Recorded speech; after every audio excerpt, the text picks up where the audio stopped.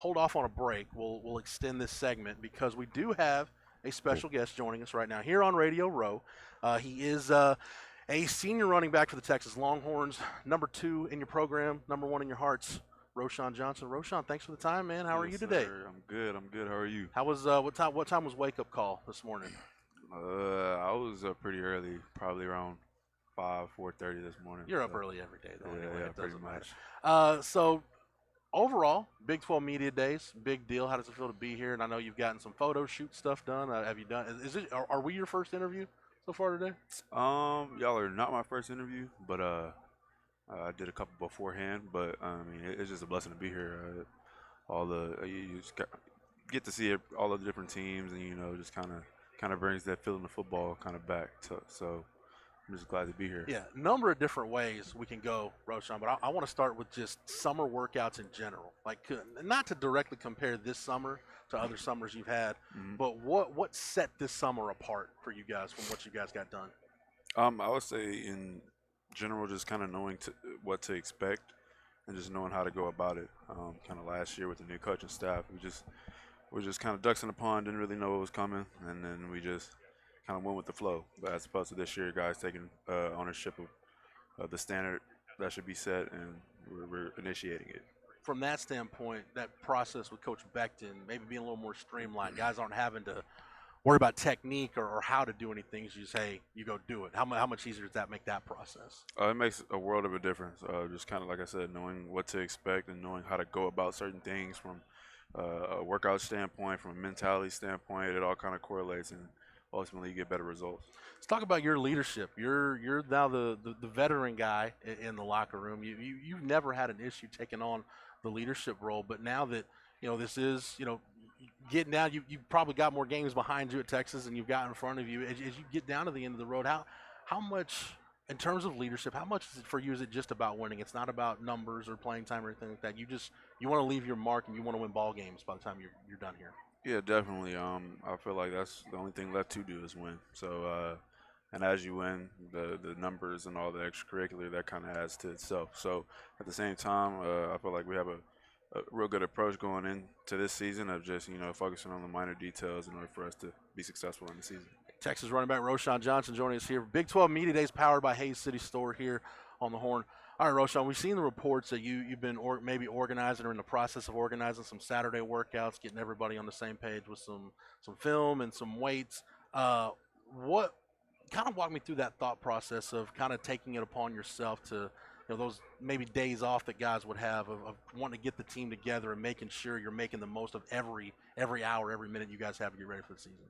Yeah. I mean, I'm not gonna sit here and kind of just credit myself to doing that. We have a little leadership committee on the team, and we decided as a collective that that was the best thing for us to do, just as far as doing extra and just kind of getting the edge however we can. So whether that be meeting on Saturdays or having extra meeting time throughout the week, we just decided to collectively agree upon that and correlate that to throughout the weeks. So Do guys, when you come off a 5-win season, is it easier for guys to understand that, hey, to get through that, to get over that hump, to get to where you want to be, you do need to sacrifice a little bit of your free time? definitely, I would say so. Just from a lot of guys that had to experience that season last year. We all know that we don't want to experience anything like that again. So whatever it takes, whatever sacrifices we have to make, I'm pretty sure it's understood throughout the whole team that you're gonna have to make some sacrifices in terms of free times and just extracurricular things that you would normally do. Sark has talked a lot in the offseason about football IQ. And I know he's talked to us as a media group about that. When he has those conversations with you guys as a team, how do you individually process, hey, improving football IQ, and how have you seen guys go about improving football IQ, at least in terms of how Sark is addressing it with you guys? Right. I would say definitely coming into this year, since this is the really the first time that everybody on the team or majority of the people on the team have experienced the same offense or the same defense going into the next season. We definitely have a better understanding of just the system in general and just kind of the you know the intricacies of offenses and defenses because we know a familiar system. So Yeah.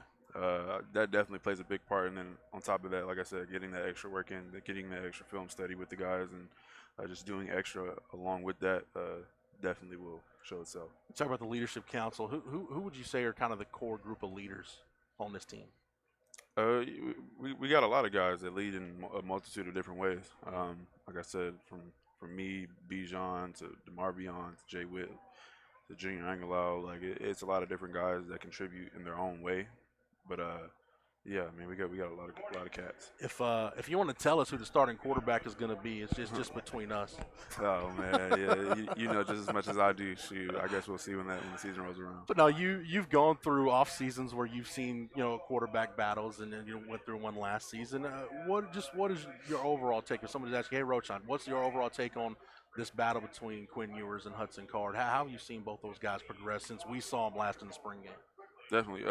Yeah, I mean both guys, as you could see in the spring game, both guys can throw the heck out of the football. So however Coach Sark determines who will be the starter, that's on him. But from a practice standpoint, I mean both guys are talented. They can make plays and they can move the ball and operate the offense. So I mean it's going to be a hard decision, I know, for Coach Sark because I can't tell right now.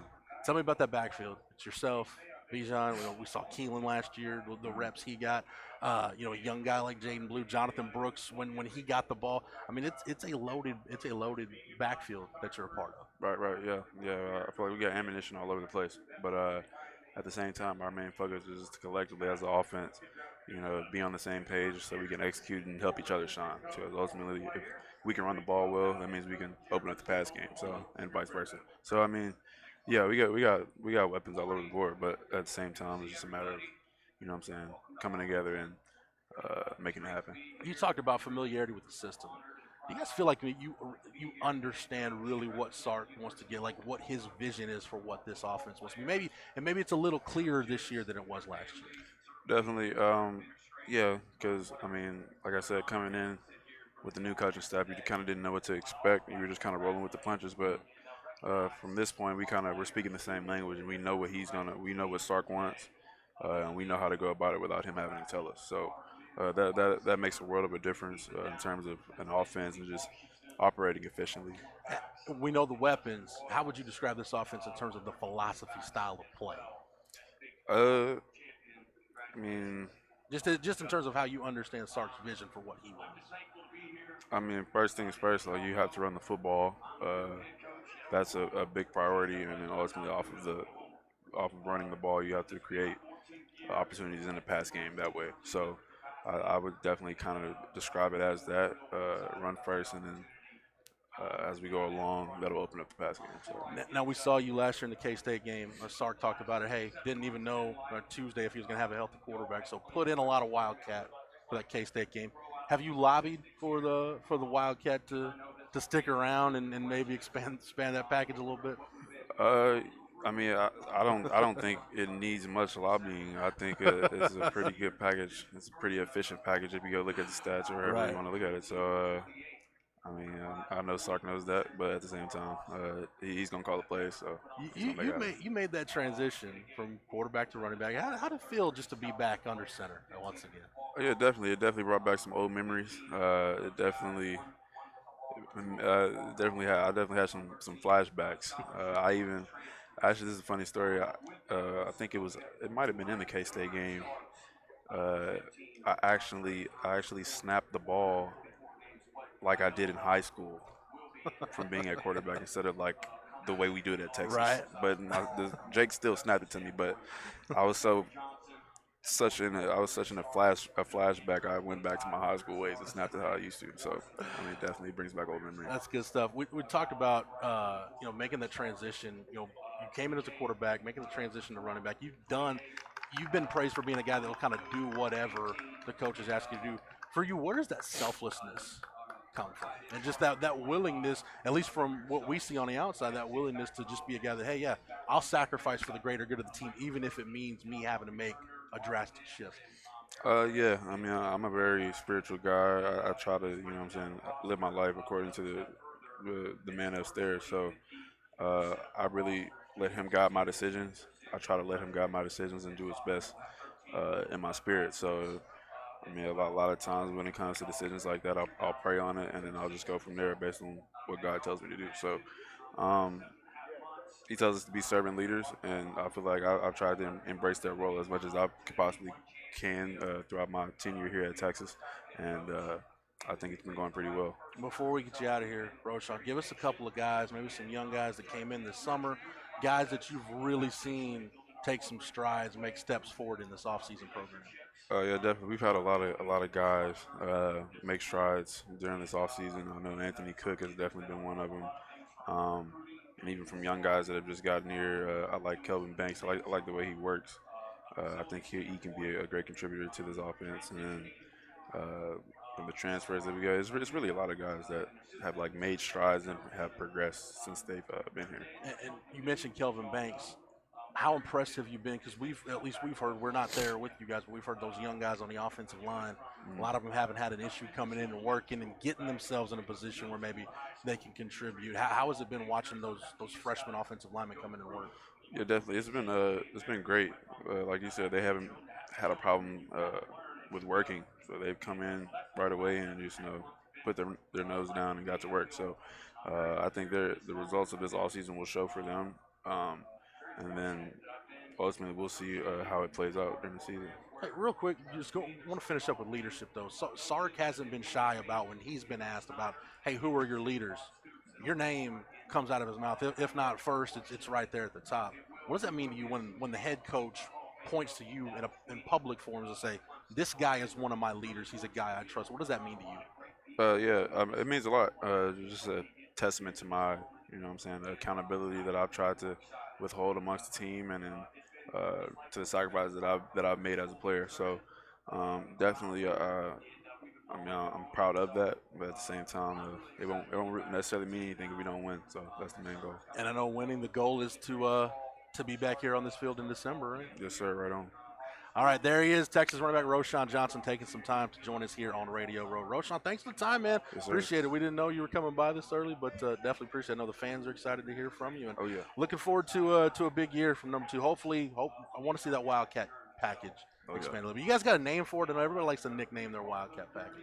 We don't. We might have to make a name for it. Now that I think about it. I don't know, the Rocat, something more creative. I'm not the creative type. I don't know. Maybe you guys can, I don't know, do a straw poll in the locker room or something. Come up with a creative name for it. All right, there he is, Texas running back Roschon Johnson. Take a break, come back, continue our coverage from Big 12 Media Days here on the Horn, live, local, and digital, on the Horn app and at hornfm.com. The Wagner Wire.